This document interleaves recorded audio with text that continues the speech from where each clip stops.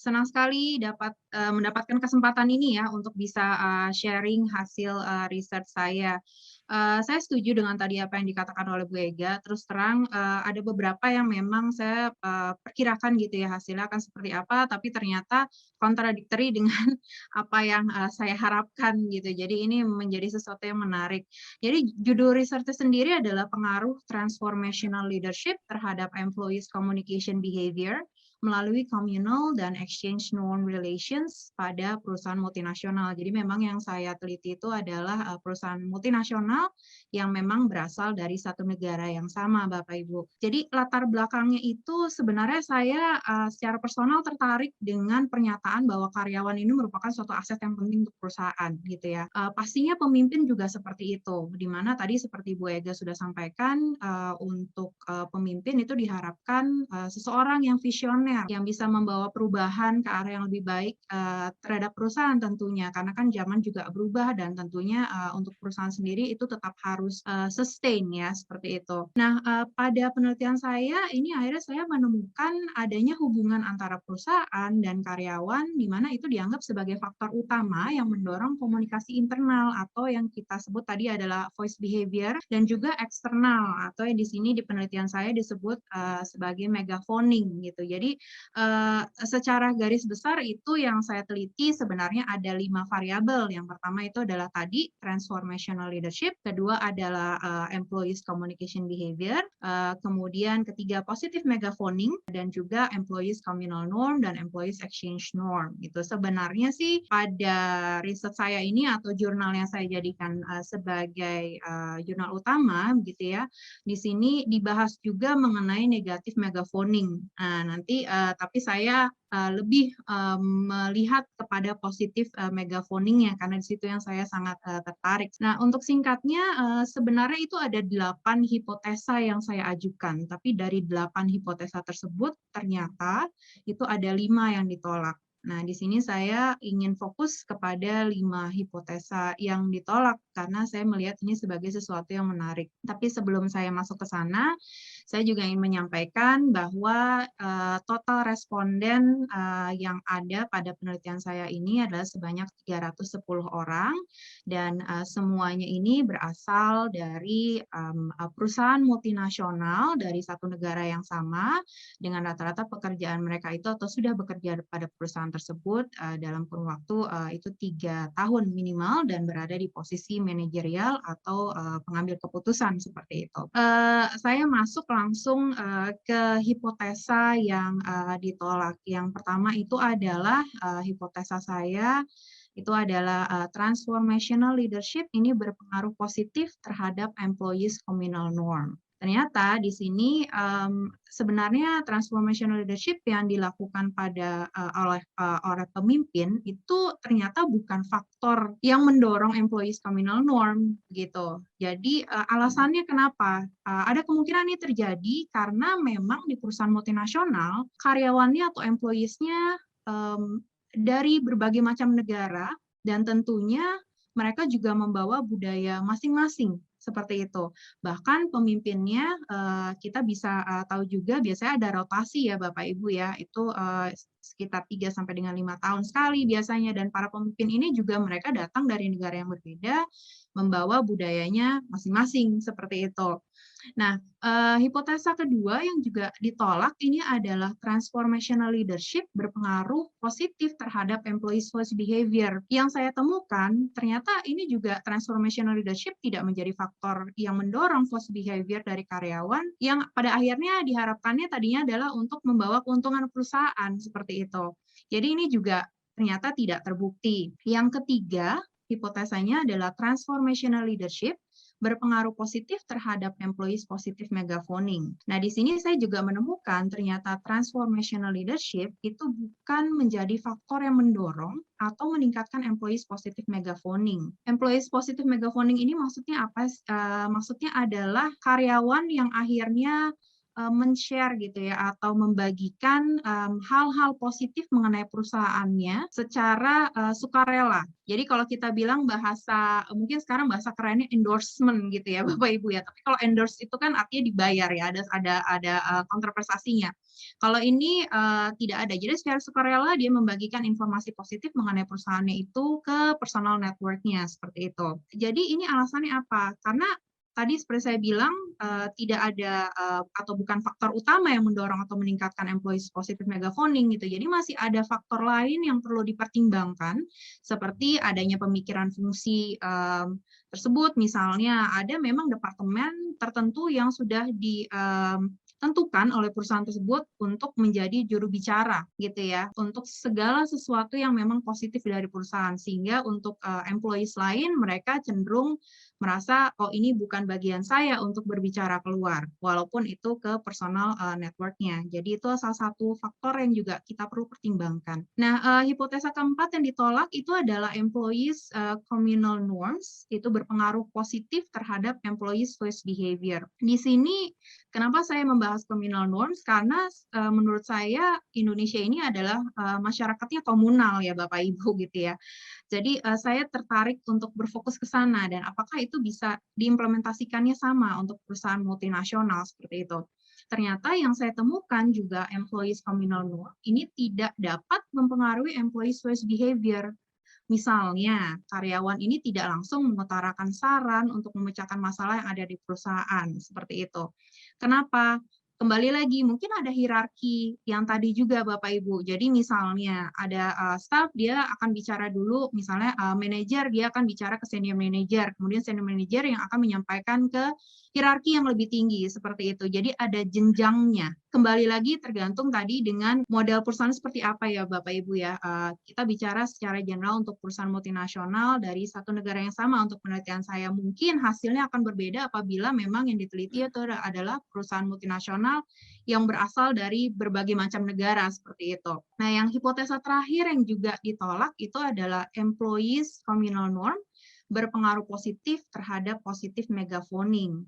Nah, di sini yang saya temukan employees communal norm ternyata juga bukanlah faktor yang mendukung employees positif megaphoning. Artinya ini karyawan juga tadi tidak serta-merta dia membagikan informasi positif mengenai perusahaan kepada jaringan personalnya. Jadi selalu ada faktor lain yang kita harus pertimbangkan seperti itu. Terima kasih Mbak Tari. Nah, sangat menarik gitu ya. Nah, di sini kita ada beberapa komentator, tentunya dari mereka-mereka yang paham kaitan dengan leadership, paham dengan human capital development. Nah, saya akan mulai dengan mohon komentar dari Dr. Andreas Wahyu Gunawan Putra sebagai pembimbing dari tesisnya. Nah, Pak Andreas, kalau dilihat dari temuan dari hasil riset ini, apakah dari segi human capital management menurut Bapak, transformational leadership itu memang yang terbaik pada saat ini dalam kaitan dengan persaingan terbuka? Monggo, silakan. Terima kasih Bu Ega, Bu Tari, selesai sudah. Dan apa yang disampaikan tadi menggelitik bagi saya dan juga men-trigger kira-kira ada apa ya gitu. Mungkin kalau saya lihat dari dua sisi nanti ya. Sisi yang pertama, kalau dari hasil sebuah riset, data berbicara.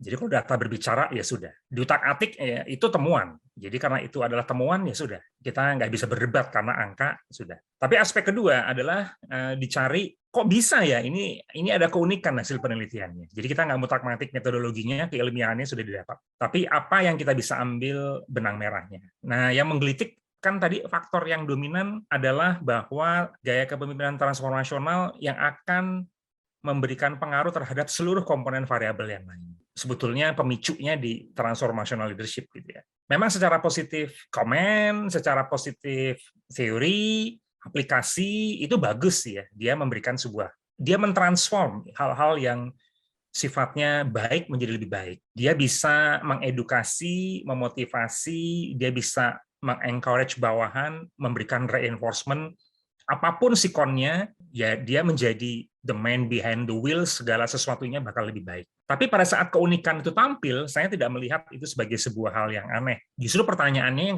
kalau saya mau kembangkan dari yang di temuan tadi, apakah transformasional sekarang ini masih tune in nggak ya dengan perubahan? Kalau menurut saya ini eranya kita untuk bergerak tidak hanya mengandalkan transformational leadership saja. Walaupun dia memiliki konotasi yang sangat-sangat baik. Nah, saya visualkan begini. Teman-teman, Bapak Ibu sekalian, dan semua yang mengikuti acara ini, kita tahu ada 3 perusahaan besar yang hancur lebur. Hanya gara-gara dia sangat hebat menjadi perusahaan yang terbaik. Nah, 3 perusahaan besar itu, 1 Kodak, 2 adalah Nokia, 3 adalah BlackBerry. Ini dahsyatnya minta ampun. Melanda semua dan orang pakai itu. Pokoknya kalau hobi fotografi, kalau filmnya nggak warna kuning Kodak, semua keok. Tapi mereka gaya kepemimpinan transformasional yang mereka terapkan untuk membawa perubahan ini menjadi yang lebih baik, supaya perusahaan itu bertransformasi, nggak berjalan. Jadi muncul isu yang kedua. Jadi bukan hanya mata-mata gaya kepemimpinan transformasional, tapi apakah pemimpin itu bukan yang semata-mata perusahaan itu terbaik, tapi apakah dia menjadi yang terbaik dalam melakukan perubahan. Nah, ini penting. Jadi mau nggak mau kita berevolusi, sehingga tidak hanya melihat saya mampu mendorong bawahan, tapi saya melek nggak dengan perubahan. Jadi mau nggak mau pemimpin yang masa depan ini, sebagaimana tadi Bu Ega men-trigger pertanyaannya, apakah pemimpin itu juga fasih masa depan? Nah, itu hal-hal yang demikian yang harusnya kita juga sikapi, sehingga kita harus bisa menentukan, selain transformational leadership, dia juga harus berevolusi, harus bisa melakukan repositioning, dan membawa perusahaan yang baik menjadi lebih baik. Jadi, ukurannya bukan terbaik, tapi terbaik dalam melakukan perubahan. Nah, konteks dari hasil penelitian tadi, memang betul-betul menggelitik semua orang yang membaca dan mendengar dan pengen tahu, bahkan mungkin ada penelitian lanjutan. Bisa jadi ini banyak tawaran yang menarik nih. Boleh nggak saya beli penelitiannya? Nah, ini bisa dibisniskan ini. Jadi menjual nama MMCOM juga gitu ya. Apapun kondisinya. Jadi kalau kembali ke pertanyaan awal tadi yang paling esensi, kalau dibilang apakah itu masih tune in sekarang, apakah itu kira-kira bakal lebih happening akan depan, bagi saya era ini akan segera berubah. Lalu yang berikutnya adalah tadi menarik, terkait dengan masalah internal megaphoning, kemudian communal norm, kemudian dikaitkan juga dengan kondisi-kondisi yang ada sekarang ini.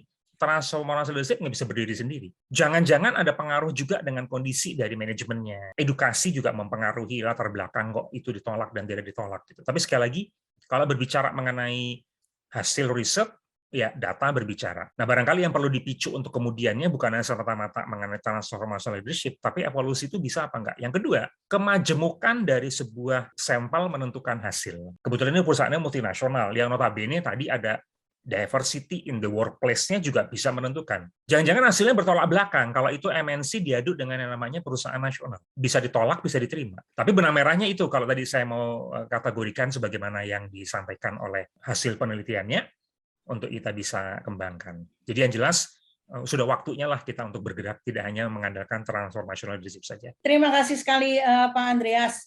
Kita teruskan kepada Pak Isugroho yang banyak pengalaman dikaitkan dengan bekerja di perusahaan asing, Pak, kemudian juga karyawan-karyawan orang asing. Menurut Bapak, dari hasil yang tadi disebutkan sebagai hipotesa yang ditolak itu, apakah karena kurang difahami, kurang siap untuk berubah secara internal, atau ada faktor lain? Transformational leadership memang hanya salah satu saja. Tadi disimpulkan oleh Pak Andreas, sudah waktunya untuk berubah. Jeff Bezos, bosnya Amazon.com itu tadinya transformational sekali, tetapi sekarang dia sudah bukan transformational lagi. Sekarang transaksional dia. Itu menandakan bahwa gaya kepemimpinan itu tidak seperti baju one size fit all, begitu. Ya, kalau Ken Blanchard mengatakannya situational, sesuai dengan situasi zamannya, sesuai dengan perkembangan zamannya, era digital, jadi gayanya pasti akan berubah-ubah. Dugaan saya, dan ini mungkin menarik kalau risetnya Mbak Tari ini, saya beli kemudian perdalam lagi risetnya itu, ya kan, seperti kata Pak Andreas tadi, apa yang membuat gagal itu di antara 310 responden dari multinational companies itu, karena all my career is selalu di multinational companies yang sangat diverse. Jadi kalau berlandaskan teori transformasional itu kan mentransform, bentuknya ditransfer, dirubah kan gitu kan. Kata dasarnya adalah perubahan, and change is the only permanent thing, kan gitu. Hanya perubahan saja yang permanen itu. Mungkin hipotesa saya, dugaan saya, mungkin ya perubahan yang terjadi untuk alasan yang salah. Ya, jadi kalau hanya asal berubah saja ya pasti nggak ada manfaatnya kan gitu kan. Karena ya hanya asal berubah saja. Atau mungkin juga tidak ada kontrol, ya. Leadernya itu nggak bisa mengontrol karyawannya untuk berubah. Jadi cuman dia bilang do what I say, but don't do what I do. Jadi ya mubazir jadinya kan perubahan yang dia initiate itu. Terus kemudian juga limited scope of transformation. Ya mungkin kita bayangkan ya, waktu kanak-kanak main di kebun binatang itu mau menangkap 2 kelinci gitu kan, ujung-ujungnya nggak dapat satu pun, karena ya itu scope of transformation-nya nggak ada dia. Ya kalau generasi saya kan lebih baik 1 burung di tangan daripada 10 burung di udara kan.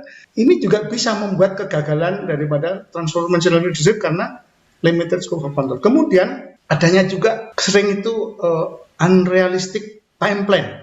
Mau berubah dalam waktu 1 malam gitu kan, nggak ada itu transformation seperti itu, nggak ada itu, nggak akan berhasil. Terus kemudian resource allocation-nya juga kadang-kadang pengennya quick fix, jadi mau merubah buru-buru gitu kan, pasti hasilnya kalau diteliti pasti ya seperti itu. Dan kadang-kadang yang sering lupa di MNC yang sudah sangat diverse itu, organizational culture itu perlu buy-in, dan itu butuh waktu. Nggak bisa dikebut 1 malam, nggak bisa. Saya masih ingat di perusahaan yang dulu tahun 95 berubah kita dari functional based organization menjadi strategic business unit, itu hampir 7 tahun. Ujung-ujungnya cuma saya ditugaskan PHK karyawan 2.000 orang setelah melakukan exercise selama 7 tahun. Ternyata ketika sudah berubah, oh kita bisa lebih efisien di sini, kita lebih efektif di sini, dan ternyata kita pada kesimpulan too many employees. Ini transformasi selama 7 tahun di exercise-nya, dan semua manajer harus mengikuti pelatihan 1 minggu full di hotel di luar kota dari pagi sampai malam, hanya dengan para pakar ya tentunya ya, kebetulan kerjasama dengan Universitas di Bandung, dan mereka itu 2 tahun persiapan sebelum deliver trainingnya itu, melakukan riset, wawancara dengan top manajemen sampai ke operator, kemudian dia menemukan, oh ini yang harus berubah. Dan dia yang 10 dosen inilah yang mengantar perusahaan kita untuk berubah, dan perubahan itu membutuhkan waktu 7 tahun, yang ujung-ujungnya itu pada tahun 2002 disebut VRP, Voluntary Resignation Program, program pengunduran diri sukarela. Itu perubahan yang luar biasa. Nah jadi saya setuju dengan Pak Andreas, tidak ada yang namanya one size fits all. It's time to change. Bukan hanya transformational leadership, another style. Nah, kita coba dengarkan apa komen atau masukan dari Ibu Tria Patriani, seorang akademisi dan juga konsultan dari Public Relations. Nah, kalau Bu Tria lihatnya ini hasil hipotesa yang ditolak. Itu tadi kalau transformation leadership itu pasti dari seseorang yang status quo, yang biasa santai, kemudian diburu-buru, ya seperti tadi Pak Is yang sampaikan, diburu-buru, dimotivasi seperti itu ke arah perubahan. Nah, kemudian peranan dari public relations-nya di mana? Kalau dilihat dari tadi ketidakberhasilan dari istilah transformational leadership untuk menyampaikan words of mouth lah, katakanlah itu. Nah, peranan PR-nya di mana, Bu Tria? Terima kasih Ibu Ega. Jadi sebetulnya kalau saya melihat atau menyimak, penolakan itu most likely ada faktor komunikasi di dalamnya. PR itu tidak boleh dianggap sebagai teknisi. Dari beberapa pengalaman yang sangat saya ambil adalah bahwa komitmen pimpinan itu yang bisa menggerakkan sektor komunikasi di sebuah perusahaan, atau bisa dikatakan komitmen pimpinan yang paling tinggi itu penting untuk bisa menghidupkan PR sebagai fungsi manajemen. Bagaimanapun jika sebuah perusahaan yang sangat luar biasa maju misalnya, tapi kalau pimpinan tertingginya tidak memberikan kepercayaan kepada leading sektor komunikasi, apakah itu PR atau corpcom dan lain sebagainya, itu mustahil akan terjadi perubahan. Karena PR itu kan sebetulnya secara filosofi kan fungsi manajemen yang mengevaluasi sikap publik, kemudian menganalisis kebijakan dan organisasi, kemudian goals-nya adalah untuk mendapatkan understanding atau pemahaman, baik dari publik eksternal, khususnya untuk publik internal. Nah, dalam perubahan organisasi, sebetulnya kan memang bukan hanya cost untuk waktu, uang, apalagi saya tadi menyimak sampai 7 tahun ya Pak Is ya, tapi juga jika prosesnya dilakukan tidak dengan appropriate dalam konteks komunikasi tidak dilibatkan, PR tidak dilibatkan secara strategis, tidak berada di antara pimpinan dan bawahan misalnya, maka ia akan menimbulkan komitmen employee yang sangat rendah. Bahkan mungkin akan terjadi penurunan employee moral gitu ya. Tapi sebetulnya ini adalah kunci untuk mendapatkan trust kan, kepercayaan dari internal atau dari employee, karena bagaimanapun PR sebagai fungsi manajemen yang strategis dalam sebuah perubahan organisasi memiliki peran untuk membuat transparent communication, untuk membuat komunikasi yang sangat transparan untuk perubahan tersebut, sehingga akhirnya menimbulkan kepercayaan kepada organisasi atau organizational trust. Saya sangat senang sekali ada penelitian yang ini positivism ya Bu Ega ya. Positivism pasti realitas tunggal gitu kan.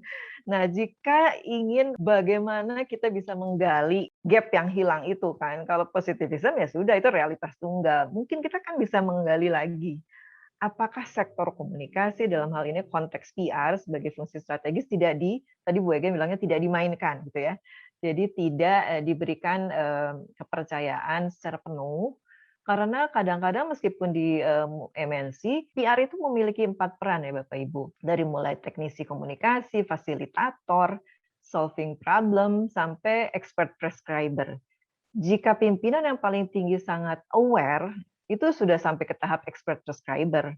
Karena sebelum berubah, PR itu harus dilibatkan dalam segala aspek. Untuk apa ya? Untuk menghasilkan trust tadi, gitu ya. Bahkan kan memang PR itu jalannya sangat lama, gitu kan. Tidak seperti pemasar atau marketing. Jadi dengan komunikasi yang sangat persuasif itu akan memberikan dampak yang signifikan. Jadi kalau misalnya penelitian tadi bisa digali dengan in-depth interview atau semacam sesuatu yang bisa kita gali dari beberapa orang yang tadi menjadi informan atau menjadi responden, itu pasti akan lebih menarik. Terima kasih. Baik, terima kasih Bu Tria ya. Nah, saya akan kembali ke Pak Andreas. Pak Andreas, kalau Bapak melihat temuan ini, apakah Bapak surprise? Dan kalau seandainya respondennya bukan orang asing, kira-kira berapa hipotesa yang tidak ditolak? Gitu. Ya, baik. Terima kasih Bu Ega, Bu Tria, Pak Isnugroho. Jawabannya mengkomplement satu dengan yang lain. Kalau bicara apakah surprise, theoretical approach, betul surprise. Kok bisa ya? Saya juga dikasih tahu data mentah statistiknya, iya ya, kenapa ya? Apakah saya perlu melakukan recount ulang lagi? Nggak usah lah. Gitu ya. Karena sudah data berbicara. Tadi saya sudah katakan bahwa kalau data berbicara, ya sudah, itu sudah given. Marginal error-nya juga di bawah 0,05, jadi bagi saya juga nggak ngaruh. Gitu. Jadi secara statistik, sudah mumpuni lah untuk scientific paper. Inilah yang namanya temuan ya. Saya kalau sudah bicara mengenai funding, justru yang dicari itu yang kontroversial.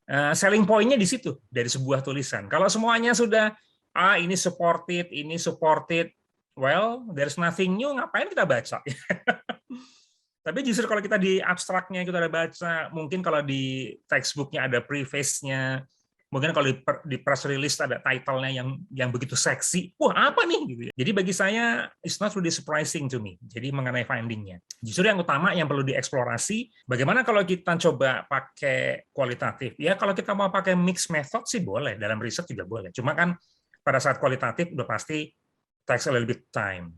Ya, analyzing-nya juga berbeda. Harus ada sampel minimal untuk bisa mendapatkan data yang akurat. Siapa yang diinterview, pertanyaannya pun juga harus didesain ulang. Jadi mungkin next step-nya bisa akan mixed method atau komparasi MNC dengan non-MNC. Jadi kalau misalnya diaduk tadi dengan yang Pak Isnugroho paparkan bagaimana MNC yang very diverse, terserah mau bicara cultural atau bicara mengenai demografi dari usia, pengaruh, edukasi, dan pengaruh, saya yakin bahwa jangan-jangan ada potensi hasil bisa berbeda ya sepanjang semua kajiannya berjalan. Nah, tapi lama-lama kembali kepada tujuannya. Apakah kita mau melakukan komparasi studi antara MNC dengan non-MNC? Tapi kalau itu men-trigger sebagai studi lanjutan dan riset untuk bisa dilakukan yang jilid 2, bagi saya sih boleh. Tapi kalau misalnya sekarang digambarkan bahwa apakah itu nanti akan memiliki hasil yang berbeda, bisa jadi. Sekarang coba aja. Riset itu diulang, direplika, masukkan tadi yang usulannya Pak Nugroho. Coba kita tambahkan variabel yang mempengaruhinya. 1, transformasional. Kedua, itu adalah organizational culture. Jangan-jangan hasilnya berbeda loh. Kalau kita masukkan usulan Pak Is tadi, ya coba aja masukkan transaksional. Bisa juga berbeda loh. Tidak hanya serta-merta mengenai sampling frame-nya kita modifikasi, jangan-jangan variabel independennya pun kita juga bisa tambah dengan mempertegas sampai seberapa jauh mereka bisa memberikan pengaruhnya. Tidak serta-merta sampling frame-nya kita tambah tentu akan mempengaruhi hasil, tapi bisa juga dengan ada penambahan variabel dan itu merupakan sebuah replika, jangan-jangan hasilnya berbeda. Jadi ini ada 2 agenda sebetulnya. Ini Bu Ega menggelitik saya sebagai dospem untuk wah ini bisa ada lanjutan nih nanti di kemudian hari gitu kan. Memang ini memicu gitu ya. Ini bisa jadi PR yang cukup men-challenge ya. Jadi kembali ke pertanyaan Bu Ega tadi, saya katakan bisa Bu, sangat dimungkinkan. Sebagai asas praduga uji hipotesis ada besar kemungkinan. Jadi kalau kita misalnya visualkan, kita asumsikan dengan sampling frame yang sama, penambahan variabel pasti akan berubah.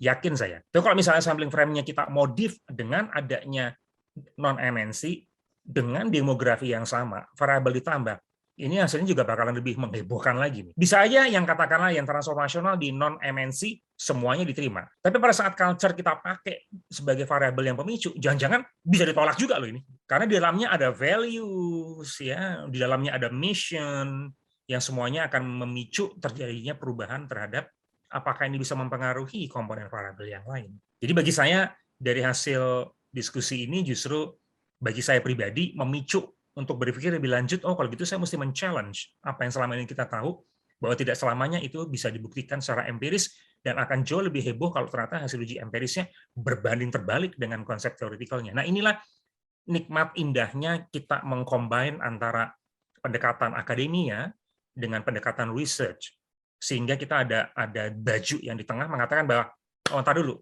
diterima if, ini not supported because. Nah ini menarik, baik secara scientific approach maupun secara practical approach, sehingga kita bisa memberikan kontribusi kepada siapapun yang ingin tahu, oh jadi hati-hati ya, tidak serta-merta transformasional bakalan oke banget gitu. Ternyata ada faktor-faktor lain yang mempengaruhi. Nah itu yang bagi saya layak untuk dieksplorasi lebih lanjut. Demikian Bu Ega dari saya, terima kasih. Baik, terima kasih Pak Andreas. Ini pertanyaan berikutnya saya sarankan untuk Pak Is Nugroho juga. Kalau kita lihat kan perubahan itu memang tidak mudah ya. Apakah itu dipimpin orang asing atau orang asing dipimpin oleh orang Indonesia dengan konsep yang sama? Menurut Bapak kira-kira apa perbedaan karakter? Ya, perbedaan karakter antara orang Indonesia dipimpin asing dengan transformational leadership atau sebaliknya? Orang asing tapi dipimpin oleh orang Indonesia yang ada di perusahaan asing. Kira-kira menurut Bapak bagaimana, Pak? Jadi orang asing atau orang non asing itu kan orangnya aja, tapi kalau sistemnya kan sama loh. Jadi fact of life-nya begitu. Ya, jadi ya. di tempat saya kerjakan 100% modal asing. Tapi sejak tahun 57 kan pimpinannya kan orang Indonesia, dan sejak tahun 57 sampai sekarang setelah 97 tahun beroperasi dan akhirnya tiba masanya untuk diambil alih oleh pemerintah, tetap dipimpin oleh orang Indonesia. Tapi sistemnya memang gitu. Jadi nggak peduli dia ras, suku, bangsa itu, ya kita nggak bisa milih sih. Kalau bisa milih saya lahir dari rahim siapa gitu kan. Tapi kenyataannya adalah begitu kita masuk ke dalam sebuah sistem itu yang harus kita sama-sama. Nah, ini yang saya tertarik untuk menambah apa yang disampaikan oleh Ibu Tria tadi, yaitu transformational leadership dan communication. Memang kuncinya di situ, ya. Mau transform, mau jungkir balik, tapi kalau komunikasinya nggak jalan itu, ya nggak jalan benar. Nah, bagaimana jalannya? Ya, saya sharing sedikit pengalaman di 2 perusahaan di mana saya berkembang. Yang pertama, 100% PMA. Pimpinan kami yang ada di San Ramon itu mencantumkan visi misi dia, kontrak kerja, performance programnya itu di internet. Jadi 47.000 karyawan di seluruh dunia itu bisa melihat, oh dia punya target seperti ini, oh dia mau membawa perusahaan ini. Sehingga kita semuanya bisa align, aktivitas kita itu align untuk mensupport dia. Presiden direktur kita itu dulu biasa itu komunikasi namanya town hall ya toh. Tapi intinya dia ketemu dengan karyawan langsung. Terus dia meminta semua manajer itu juga bertemu dengan karyawan yang paling rendah, yang kerjanya itu dari jam 6 pagi sampai jam 6 sore. Kemudian dia istirahat makan malam itu kan. Nah pada saat itu dia, karena kita orang tradisional ya sarungan, pakai sarung, pakai kaos, terus ngariung begitu aja, duduk, melingkar, ngobrol, sehingga perubahan-perubahan yang akan terjadi sudah diketahui oleh karyawan, dan karyawan itu punya kesempatan untuk usul gitu loh, menyampaikan pendapatnya. Pucuk pimpinan meskipun dia itu bukan manajer public relation, dia melaksanakan fungsi public relationnya. Nah kemudian ya lama-lama capek juga dia, kemudian dia makanya tahun 2003 itu saya ditunjuk sebagai manajer CMR. Dan kalau di perusahaan itu manajer itu kayak dewa gitu loh. Saya lapor langsung kepada beliau, managing director. Sehingga kalau mau ada kebijakan-kebijakan perubahan-perubahan, saya ditanya dulu, ini nanti penerimaannya bagaimana? Ya kita tanya dulu, bikin employee survey gitu kan. Nah, salah satu yang diusulkan kayak dulu kita biasa bekerja satu ruangan sendiri, pakai komputer sendiri. Kenapa sekarang kok jadi berdua? Karena ada perubahan organisasi ini. Saya mengusulkan kalau ada kesempatan ditawarin paket kan gitu. Tangkap aja itu. Ide itu tangkap, kemudian kita usulkan bagaimana kalau kita menawarkan semacam MAT. Jadi program pengurangan pegawai bukan dari manajemen tapi dari karyawan. Sehingga ketika itu dikomunikasikan, acceptance-nya itu tinggi. Tahun 75 siapa sih yang bisa membayangkan bahwa kita bisa berkomunikasi seperti ini? Kita bisa ada laptop dan tahun 75 kan nggak ada yang bisa membayangkan. Steve Jobs waktu itu ya, itu sudah bekerja di garasinya itu ya, membuat program-program itu. Loh saya kenal Wang itu tahun 84, 10 tahun setelah si Steve Jobs mulai. Tapi personal komputer sendiri itu baru mulai pakai itu akhir tahun 80-an. Dan sekarang semua orang pakai.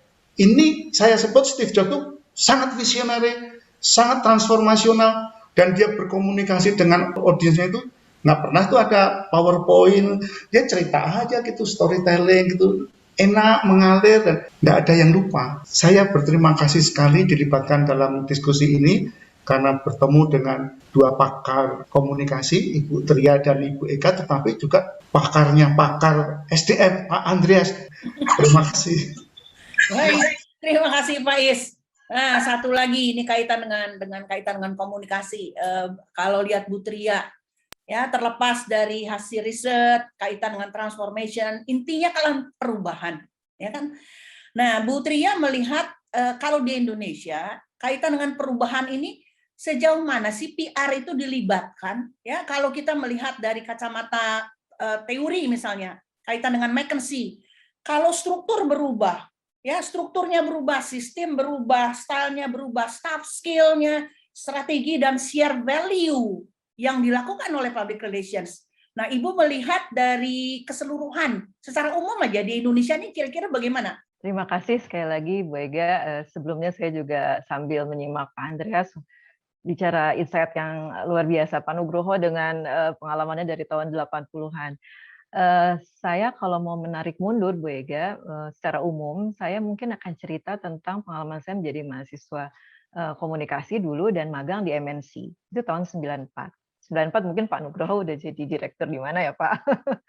Nah, di perusahaan tersebut terbelalak gitu ya melihat dan menyaksikan bagaimana seorang nasionalis gitu ya, jadi direktur komunikasinya itu orang kita, orang Indonesia, membuat rancangan employees engagement.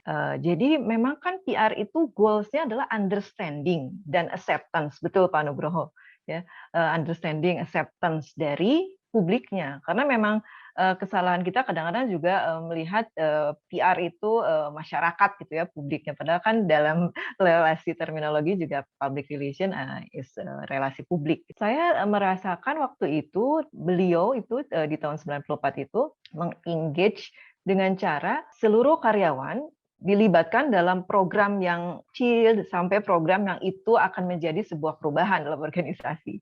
Jadi dengan komunikasi yang sangat persuasif, perusahaan itu akhirnya bisa memberikan trust kepada seluruh publiknya. Nah, satu lagi adalah ketika mungkin Ibu Ega juga pernah kita bersama pada sebuah organisasi di mana leading sektornya komunikasi, dan itu organisasi publik. Sudah 3 kali Bapak Ibu berganti pimpinan, bahkan sudah dinaikkan eselonisasinya itu. Ketika dinaikkan, apakah berubah? Tidak juga. Tapi ketika seorang pimpinan yang sangat committed atas komunikasi, itu nggak nunggu sampai lama. Akhirnya semua bergerak, semua terlibat, dan semua akhirnya merasakan bahwa kalau sudah dipersuasi dan menimbulkan trust, bahkan yang di PHK itu pun akan memberikan rekomendasi. Meskipun saya di PHK, tempat itu adalah menjadi tempat terbaik buat saya bekerja dan buat mungkin orang lain. Nah, trust itu kan sangat penting, dan itu di-develop oleh PR. Jadi kata kuncinya, Bu Ega tetap harus ada komitmen pimpinan yang bisa memberikan kepercayaan kepada PR untuk tidak hanya mendeliver, tapi mempersuasi dan memberikan perubahan yang sangat signifikan. Kan tadi sebetulnya ada kunci dari Mbak Aster itu employees behavioral gitu kan.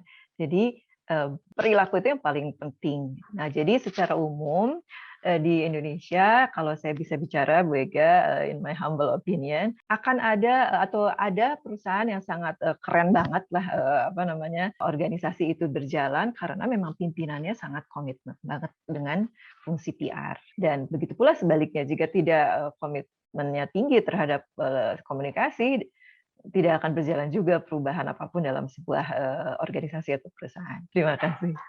Baik, terima kasih Bu Tria. Menarik ya, menarik sekali dari hasil hipotesa yang dirubah, ditolak, ternyata banyak faktor-faktor yang ditemukan yang lain. Intinya bahwa transformation leadership itu menuntut budaya organisasi yang terbuka, ya, transparan dan dialogis. Perubahan apapun bentuknya tidak dapat dipaksakan sebagai satu komando, ya, tetapi perlu dilakukan secara bertahap, mengalir, dengan persiapan cukup, terutama kesiapan mental dari internal karyawan sendiri. Perubahan menuntut peran aktif para profesional public relations untuk berkolaborasi, ya, terutama dengan human resource dan fungsi-fungsi manajemen yang lain, untuk juga melakukan pengamatan secara internal kesiapan masing-masing fungsi organisasi untuk berubah. Dikaitkan dengan peran PR sebagai fungsi manajemen. Nah, kami di DPR EGA nomor 8 itu pernah membahas mengenai peran PR dalam corporate DNA, yaitu value, culture, and leadership. Ya, sebagai penutup, saya sampaikan bahwa perubahan perlu dirumuskan dari top management sebagai penentu kebijakan, diturunkan melalui rapat strategi yang terintegrasi dari fungsi-fungsi manajemen, dan secara operasional dan terinci perlu dilaksanakan melalui komunikasi organisasi yang efektif dan efisien, terencana, terukur, dan mempunyai dampak sosial yang besar.